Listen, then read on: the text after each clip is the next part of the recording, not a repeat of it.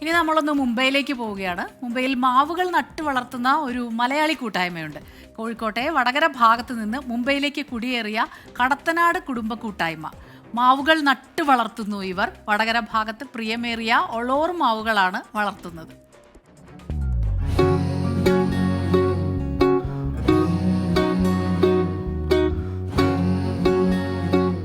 നവി മുംബൈയിലെ ഐരോളിയിലെ ബയോഡൈവേഴ്സിറ്റി സെന്ററിൽ ഇങ്ങനെ 30-ലേറെ മാവുകൾ നിരനിരയായി കാണാം. വടകരയിൽ നിന്ന് കൊണ്ടുവന്ന വിത്ത് മുളപ്പിച്ച് പരിപാലിച്ചാണ് ഇത്രയുമാക്കിയത്. 6 വർഷം മുൻപാണ് കടത്തനാട് കുടുംബ കൂട്ടായ്മ ഇങ്ങനൊരു പദ്ധതി തുടങ്ങിയത്. കൂട്ടത്തിലെ കുട്ടികളെ കൊണ്ട് മാവുകൾ ഓരോന്നും നട്ടു.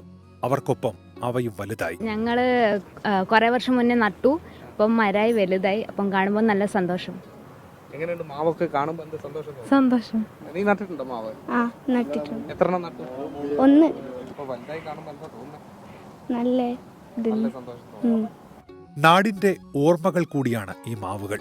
അതുകൊണ്ടാണ് കടത്തനാട്ടുകാരന്റെ പ്രിയപ്പെട്ട ഒളൂർമാവ് തന്നെ നടാൻ തീരുമാനിച്ചത്. മാർക്കറ്റിൽ ഏറ്റവും കൂടുതൽ വില കിട്ടുന്ന ഒരു മാങ്ങയാണ് ഒളോർ മാവ്.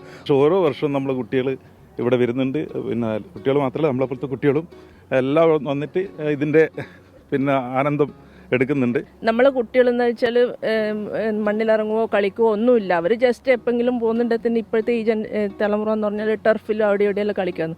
അപ്പോൾ അവർക്ക് ഈ മണ്ണിൽ ഒരു എന്തെങ്കിലും ഒന്ന് നട്ട് അതിൻ്റെ അകത്തുനിന്നൊരു കായ ഉണ്ടായി കാണുക എന്ന് പറയുന്നത് ഭയങ്കര ഒരു മഹത്തായ ഒരു സംഭവമായിട്ടാണ് എൻ്റെ ഒരു കാഴ്ചപ്പാട്. വിവിധ സാമൂഹ്യ പ്രവർത്തനങ്ങൾ സ്വദേശത്തും കൂട്ടായ്മ നടത്തുന്നുണ്ട്. അതിൽ ഏറ്റവും ഒടുവിലത്തേത് വടകരയിലെ ആയുർവേദ ആശുപത്രിയിലേക്ക് ആവശ്യമായ ബെഡ്ഷീറ്റുകൾ കഴിഞ്ഞ ദിവസം കൈമാറിയതാണ്. 24 മുംബൈ.